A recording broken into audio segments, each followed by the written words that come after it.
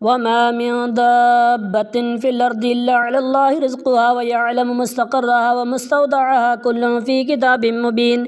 وهو الذي خلق السماوات والأرض في 6 أيام وكان عرشه على الماء ليبلوكم أيكم أحسن عملا. ولئن قلت إنكم مبعوثون من بعد الموت ليقولن الذين كفروا إن هذا إلا سحر مبين. ولئن أخرنا عنهم العذاب إلى أمة معدودة ليقولن ما يحبس ألا يوم يأتيهم ليس مصروفا عنهم وحاق بهم ما كانوا به يستهزئون. ولئن أذقنا الإنسان منا رحمة ثم نزعناها منه إنه ليئوس كفور. ولئن أذقنا الإنسان منا رحمة ثم نزعناها منه إنه ليئوس كفور. ولئن أذقناه نعما بعد ضراء مسته ليقولن ذهب السيئة عني إنه لفرح فخور. إلا الذين صبروا وعملوا الصالحات أولئك لهم مغفرة وأجر كبير. فلعلك تارك بعد ما يوحى إليك وضايق به صدرك أن يقول لولا أنزل عليه ملك لولا أنزل عليه كنز أو جاء معه ملك إنما أنت نظير والله على كل شيء وكيل. أم يقولون افترى قل فأتوا بعشر سور مثله مفتريات وادعوا من استطعتم من دون الله إن كنتم صادقين. فإن لم يستجيبوا لكم فاعلموا أنما أنزل بعلم الله ولا إله إلا هو فهل أنتم مسلمون. ما كان يريد الحياة الدنيا وزينتها وفي إليهم أعمالهم فيها وهم فيها لا يبخسون. أولئك الذين ليس لهم في الآخرة إلا النار وحبط ما صنعوا فيها وباطل ما كانوا يعملون. أفما كان على بينة من ربه ويتلوه شاهد منه ومن قبله كتاب موسى إماما ورحمة أولئك يؤمنون به ومن يكفر به من الأحزاب فالنار موعده. فلا تك في مرية منه إنه الحق من ربك ولكن أكثر الناس لا يؤمنون. ومن أظلم ممن افترى على الله كذبا أولئك يعرضون على ربهم ويقول أشهد هؤلاء الذين كذبوا على ربهم ألا لعنة الله على الظالمين الذين يصدون عن سبيل الله ويبغونها عوجا وهم بالآخرة هم كافرون. أولئك لم يكونوا معجزين في الأرض وما كان لهم من دون الله من أولياء يضاعف لهم العذاب ما كانوا يستطيعون السمع وما كانوا يبصرون. أولئك الذين خسروا أنفسهم وضل عنهم ما كانوا يفترون. لا جرم أنهم في الآخرة هم الأخسرون. إن الذين آمنوا وعملوا الصالحات وأخبتوا إلى ربهم أولئك أصحاب الجنة هم فيها خالدون. مثل الفريقين كالأعمى والسمع والبصير والسميع هل يستويان مثلا فلا تذكرون. ولقد أرسلنا نوحا إلى قومه إني لكم نذير مبين ألا تعبدوا إلا الله إني يخاف عليكم عذاب يوم أليم. فقال الملأ الذين كفروا من قومه ما نراك إلا بشرا مثلنا وما نراك اتبعك إلا الذين هم أراذلنا بادي الرأي وما نرى لكم علينا من فضل بل نظنكم كاذبين. قال يا قوم أرأيتم إن كنت على بينة من ربي وآتاني رحمة من عندي فعميت عليكم أنلزمكموها وأنتم لها كارهون. ويا قوم لا أسألكم عليه مالا إن أجري إلا على الله وما أنا بطارد الذين آمنوا إنهم ملاقو ربهم ولكني أراكم قوما تجهلون. ويا قوم من ينصرني من الله إن طردتم فلا تذكرون. ولا أقول لكم عندي خزائن الله ولا أعلم الغيب ولا أقول إني ملك ولا أقول للذين تزدري أعينكم لن يؤتيهم الله خيرا الله أعلم بما في أنفسهم إني ذل من الظالمين. قالوا يا نوح قد جادلتنا فأكثرت جدالنا فأتنا بما تعدنا إن كنت من الصادقين. قال إنما يأتيكم به الله إن شاء وما أنتم بمعجزين. ولا ينفعكم نصحي إن أردت أن أنصح لكم إن كان الله يريد أن يغويكم وربكم إليه ترجعون. أم يقولون افترى قل إن افتريته فعلي جرامي وأنا بريء مما تجرمون. وأوحي إلى نوح أنه لن يؤمن من قومك إلا من قد آمن فلا تبتئس بما كانوا يفعلون. واصنع الفلك بأعيننا ووحينا ولا تخاطبني في الذين ظلموا إنهم مغرقون. ويصنع الفلك وكلما مر علم له من قومه سخروا منه قال إن تسخروا منا فإنا نسخر منكم كما تسخرون. فسوف تعلمون من يأتي عذاب يخزي ويحل عليه عذاب مقيم. حتى إذا جاء أمرنا وفارت النور فاسلك فيها من كل زوجين اثنين وأهلك إلا من سبق عليه القول ومن آمن وما آمن معه إلا قليل وقال اركبوا فيها بسم الله مجريها ومرساها إن ربي لغفور رحيم وهي تجري بهم في موج كالجبال ونادى نوح ابنه وكان في معزل يا بني اركب معنا ولا تكن مع الكافرين قال سآوي إلى جبل يعصمني من الماء قال لا عاصم اليوم من أمر الله إلا من رحم وحال بينهما الموج فكان من المغرقين وقيل يا أرض ابلعي ماءك ويا سماء اقلعي وغيض الماء وقضي الأمر واستوت على الجودي وقيل بعدا للقوم الظالمين ونادى نوح ربه فقال رب إن ابني من أهلي وإن وعدك الحق وأنت أحكم الحاكمين قال يا نوح إنه ليس من أهلك إنه عمل غير صالح فلا تسألني ما ليس لك به علم إني أعظك أن تكون من الجاهلين قال رب إني أعوذ بك أن أسألك ما ليس لي به علم وإلا تغفر لي وترحمني أكن من الخاسرين قيل يا نوح اهبط بسلام منا وبركات عليك وعلى ممن معك وأمم سنمتعهم ثم يمسهم منا عذاب أليم تلك من أنباء الغيب نوحيها إليك ما كنت تعلمها أنت ولا قومك من قبل هذا فاصبر إن العاقبة للمتقين وإلى عاد أخاهم هودا قال يا قوم اعبدوا الله ما لكم من إله غيره إن أنتم إلا مفترون يا قوم لا أسألكم عليه أجرا إن أجري إلا على الذي فطرني فلا تعقلون ويا قوم استغفروا ربكم ثم توبوا إليه يرسل السماء عليكم مدرارا ويزيدكم قوة إلى قوتكم ولا تتولوا مجرمين قالوا يا هود ما جئتنا ببينة وما نحن بتاركي آلهتنا عن قولك وما نحن لك بمؤمنين إن نقول إلا اعتراك بعد آلهتنا بسوء قال إني أشهد الله وأشهد أني بريء مما تشركون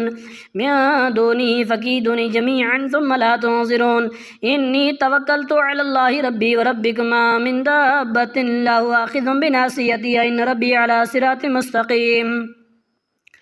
فإن تولوا فقد أبلغتكم ما أرسلت به إليكم ويستخلف ربي قوما غيركم ولا تضرونه شيئا إن ربي على كل شيء حفيظ ولما جاء أمرنا نجينا هودا والذين آمنوا معه برحمة منا ونجيناهم من عذاب غليظ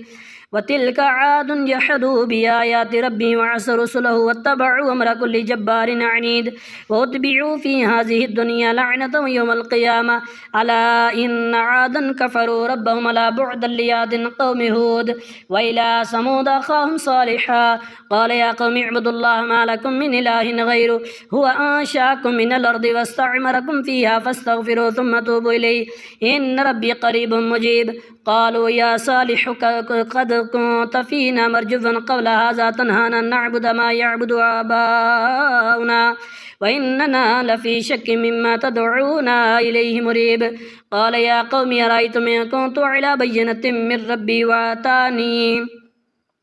وآتاني منه رحمة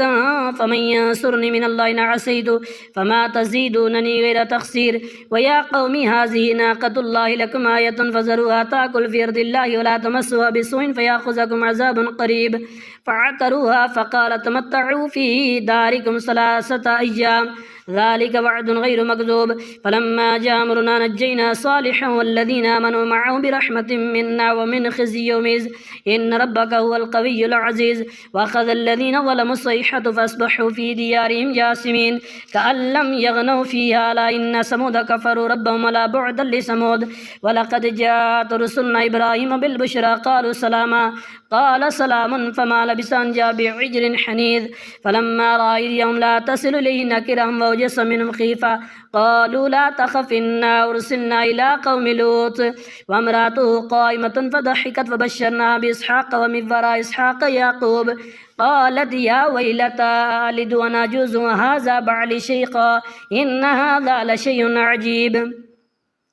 قالوا وتعجبين من أمر الله رحمة الله وبركاته عليكم أهل البيت إنه حميد مجيد فلما ذهب عن إبراهيم الروع وجاءت البشرى يجادلنا في قوم لوط إن إبراهيم لحليم أواه منيب يا إبراهيم أعرض عن هذا إنه قد جاء أمر ربك وإنهم آتيهم عذاب غير مردود ولما جاءت رسلنا لوطا سيء بهم وضاق بهم زرعا وقال هذا يوم عسيب وجاءه قومه يهرعون إليه ومن قبل كانوا يعملون السيئات قال يا قوم هؤلاء بناتي هن أطهر لكم فاتقوا الله ولا تخزوني في ضيفي أليس منكم رجل رشيد قالوا لقد علمت ما لنا في بناتك من حق وإنك لتعلم ما نريد قال لو أن لي بكم قوة أو آوي إلى ركن شديد قالوا يا لوط إنا رسل ربك لن يصلوا إليك فأسر بأهلك بقطع من الليل ولا يلتفت منكم أحد إلا امرأتك إنه مصيبها ما أصابهم إن موعدهم الصبح أليس الصبح بقريب فلما جاء أمرنا جعلنا عاليها سافلها وامطرنا عليها حجارة من سجيل منضود مسومة عند ربك وما هي من الظالمين ببعيد وإلى مدين أخاهم شعيبا قال يا قوم اعبدوا الله ما لكم من إله غيره ولا تنقصوا المكيال والميزان إني أراكم بخير وإني أخاف عليكم عذاب يوم محيط ويا قوم أوفوا المكيال والميزان بالقسط ولا تبخسوا الناس أشياءهم ولا تعثوا في الأرض مفسدين بقية الله خير لكم إن كنتم مؤمنين وما أنا عليكم بحفيظ قالوا يا شعيب وصلاتك تأمرك أن نترك ما يعبد آباؤنا أو أن نفعل في أموالنا ما نشاء إنك لأنت الحليم الرشيد قال يا قوم أرأيتم إن كنت على بينة من ربي ورزقني منه رزقا حسنا وما أريد أن أخالفكم إلى ما أنهاكم عنه إن أريد إلا الإصلاح ما استطعت وما توفيقي إلا بالله عليه توكلت وإليه ينيب ويا قوم لا يجرمنكم شقاقي أن يصيبكم مثل ما أصاب قوم نوح وقوم هود وقوم صالح وما قوم لوط منكم ببعيد واستغفروا ربكم ثم توبوا إليه إن ربي رحيم ودود قالوا يا شعيب ما نفقه كثيرا مما تقول وإنا لنراك فينا ضعيفا ولولا رهتك لرجمناك وما أنت علينا بعزيز قال يا قوم رهتي أعز عليكم من الله واتخذتموه وراكم ظهريا إن ربي بما تعملون محيط ويا قوم اعملوا على مكانتكم إني عامل سوف تعلمون من يأتي عذاب يخزيه ومن هو كاذب وارتقبوا إني معكم رقيب ولما جاء أمرنا نجينا شعيبا والذين آمنوا معه برحمة منا وأخذت الذين ظلموا الصيحة فأصبحوا في ديارهم جاثمين كأن لم يغنوا فيها ألا بعدا لمدين كما بعدت ثمود ولقد أرسلنا موسى بآياتنا وسلطان مبين إلى فرعون وملئه فاتبعوا أمر فرعون وما أمر فرعون برشيد يقدم قومه يوم القيامة فأوردهم النار وبئس الورد المورود واتبعوا في هذه لعنة يوم القيامة بئس الرفد المرفود ذلك من أنباء القرى نقصه عليك منها قائم وحسيد وما ظلمناهم ولكن ظلموا أنفسهم فما أغنت عنهم آلهتهم التي يدعون من دون الله من شيء لما جاء أمر ربك وما زادوهم غير تتبيب وكذلك أخذ ربك إذا أخذ القرى وهي ظالمة إن أخذه أليم شديد إن في ذلك لآية لمن خاف عذاب الآخرة ذلك يوم مجموع له الناس وذلك يوم مشهود وما نؤخره إلا لأجل معدود يوم يأتي لا تكلم نفس إلا بإذنه فمنهم شقي وسعيد فأما الذين شقوا ففي النار لهم فيها زفير وشهيق خالدين فيها ما دامت السماوات والأرض إلا ما شاء ربك إن ربك فعل لما يريد وأما الذين سعدوا ففي الجنة خالدين فيها ما دامت السماوات والأرض إلا ما شاء ربك عطاء غير مجزوز فلا تك في مرية مما يعبد هؤلاء ما يعبدون إلا كما يعبد آباؤهم من قبل وإنا لموفوهم نصيبهم غير منقوص ولقد آتينا موسى الكتاب فاختلف فيه ولولا كلمة سبقت من ربك لقضي بينهم إنهم لفي شك منه مريب وإن كل لما ليوفينهم ربك أعمالهم إنه بما يعملون خبير فاستقم كما أمرت ومن تاب معك ولا تطغوا إنه بما تعملون بصير ولا تركنوا إلى الذين ظلموا فتمسكم النار وما لكم من دون الله من أولياء ثم لا تنصرون وأقم الصلاة طرفي النهار وزلفا من الليل إن الحسنات يذهبن السيئات ذلك ذكرى للذاكرين واصبر فإن الله لا يضيع أجر المحسنين فلولا كان من القرون من قبلكم أولو بقية ينهون عن الفساد في الأرض إلا قليلا ممن أنجينا منهم واتبع الذين ظلموا ما أترفوا فيه وكانوا مجرمين وما كان ربك ليهلك القرى بظلم وأهلها مصلحون ولو شاء ربك لجعل الناس أمة واحدة ولا يزالون مختلفين إلا من رحم ربك ولذلك خلقهم وتمت كلمة ربك لأملأن جهنم من الجنة والناس أجمعين وكلا نقص عليك من أنباء الرسل ما نثبت به فؤادك وجاءك في هذه الحق وموعظة وذكرى للمؤمنين وقل للذين لا يؤمنون اعملوا على مكانتكم إنا عاملون وانتظروا إنا منتظرون ولله غيب السماوات والأرض وإليه يرجع الأمر كله فاعبد وتوكل عليه وما ربك بغافل عما تعملون ألف لام را تلك آيات الكتاب المبين إنا أنزلناه قرآنا عربيا لعلكم تعقلون نحن نقص عليك أحسن القصص بما أوحينا إليك هذا القرآن وإن كنت من قبله لمن الغافلين إذ قال يوسف لأبيه يا أبت إني رأيت 11 كوكبا والشمس والقمر رأيتهم لي ساجدين قال يا بني لا تقصص رؤياك على إخوتك فيكيدوا لك كيدا إن الشيطان للإنسان عدو مبين وكذلك يجتبيك ربك ويعلمك من تأويل الأحاديث ويتم نعمته عليك وعلى آل يعقوب كما تمها على أبويك من قبل إبراهيم وإسحاق إن ربك عليم حكيم لقد كان في يوسف وإخوته آيات للسائلين إذ قالوا ليوسف وأخوه أحب إلى أبينا منا ونحن عصبة إن أبانا لفي ضلال مبين اقتلوا يوسف فاطرحوه أرضا يخل لكم وجه أبيكم وتكونوا من بعده قوما صالحين قال قائل منهم لا تقتلوا يوسف والقوا في غيابة الجب يلتقط بعض السيارة إن كنتم فاعلين قالوا يا أبانا ما لك لا تأمن على يوسف وإنا له لناصحون أرسله معنا غدا يرتع ويلعب وإنا له لحافظون قال إني ليحزنني أن تذهبوا به وأخاف أن يأكله الذئب وأنتم عنه غافلون قالوا لئن أكله الذئب ونحن عصبة إنا إذا لخاسرون فلما ذهبوا به وأجمعوا أن يجعلوا في غيابة الجب وأوحينا إليه لتنبينهم بأمرهم هذا وهم لا يشعرون وجاءوا أباهم عشاء يبكون قالوا يا أبانا إنا ذهبنا نستبق وتركنا يوسف عند متاعنا فأكله الذئب وما أنت بمؤمن لنا ولو كنا صادقين وجاءوا على قميصه بدم كذب قال بل سولت لكم أنفسكم أمرا فصبر جميل والله المستعان على ما تصفون وجاءت سيارة فأرسلوا واردهم فأدلى دلوى قال يا بشرى هذا غلام وأسروه بداعة والله عليم بما يعملون وشروه بثمن بخس دراهم معدودة وكانوا فيه من الزاهدين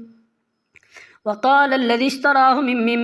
مصر لامرأته يكرمي مثواه عسى أن ينفعنا ونتخذه ولدا وكذلك مكنا ليوسف في الأرض ولنعلمه من تأويل الأحاديث والله غالب على أمره ولكن أكثر الناس لا يعلمون ولما بلغ أشده آتيناه حكما وعلما وكذلك نجزي المحسنين وراودته التي هو في بيتها عن نفسه وغلقت الأبواب وقالت هيت لك قال معاذ الله إنه ربي أحسن مثواي إنه لا يفلح الظالمون ولقد همت به وهم بها لولا أن برهان ربي كذلك لنصرف عنه السوء والفحشاء إنه من عبادنا المخلصين واستبق الباب وقدت قميصه من دبر والفيا سجدا لدى الباب قالت ما جزاء من أراد بأهلك سوءا إلا يسجنن وعذاب أليم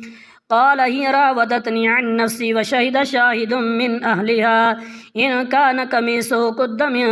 قبل فصدقت وهو من الكاذبين وإن كان قميصه قد من دبر فكذبت وهو من الصادقين فلما رأى قميصه قد من دبر قال إنه من كيدكن إن كيدكن عظيم يوسف أعرض عن هذا واستغفري لذنبك إنك كنت من الخاطئين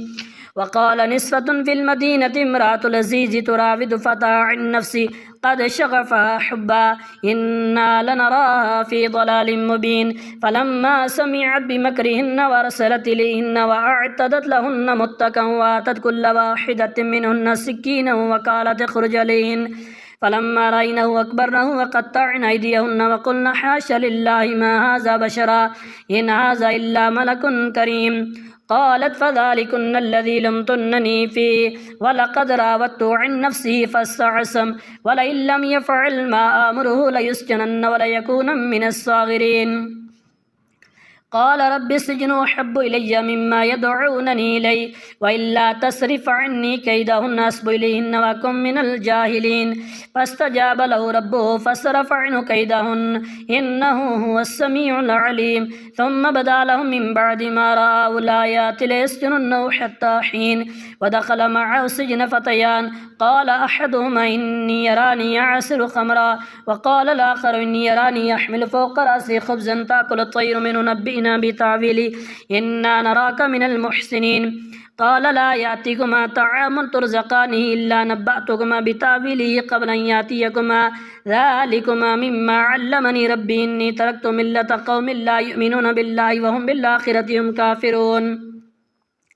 واتبعت ملة آبائي إبراهيم وإسحاق ويعقوب ما كان لنا أن نشرك بالله من شيء ذلك من فضل الله علينا وعلى الناس ولكن أكثر الناس لا يشكرون يا صاحبي السجن أرباب متفرقون خير من الله الواحد القهار ما تعبدون من دونه إلا أسماء سميتموها أنتم وآباؤكم ما أنزل الله بها من سلطان إن الحكم إلا لله أمر الله تعبدوا إلا إياه ذلك الدين القيم ولكن أكثر الناس لا يعلمون يا صاحبي السجن أما أحدكما فيسقي ربه خمرا وأما الآخر فيسلب فتأكل الطير من رأسه قضي الأمر الذي فيه تستفتيان وقال للذي ظن أنه ناج منهما اذكرني عند ربك فأنساه الشيطان ذكر ربي فلبث في السجن بضع سنين وقال الملك إني أرى 7 بقرات سمان يأكلهن 7 عجاف و7 سنبلات خضر وأخرى يابسات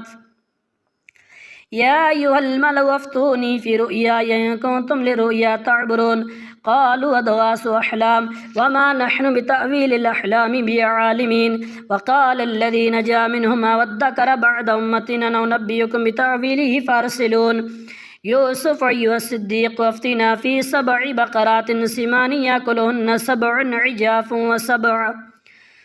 عجاف و7 سنبلات خضر وأخرى يابسات لعلي أرجع إلى الناس لعلهم يعلمون قال تزرعون 7 سنين دعبا فما حصدتم فزرعوا في سنبله إلا قليلا مما تأكلون ثم يأتي من بعد ذلك 7 شداد يأكلن ما قدمتم لهن إلا قليلا مما تحسنون ثم يأتي من بعد ذلك عام فيه يغاث الناس وفيه يعصرون وقال الملك ائتوني به فلما جاءه الرسول قال ارجع إلى ربك فاسأله ما بال النسوة اللاتي قطعن أيديهن إن ربي بكيدهن عليم قال ما خطبكن إذ راوتن يوسف عن نفسه قلنا حاش لله ما علمنا عليه من سوء قالت امرأة العزيز الآن حسحس الحق أنا راودته عن نفسه وإنه لمن الصادقين ذلك ليعلم أني لم أخن بالغيب وأن الله لا يهدي كيد الخائنين.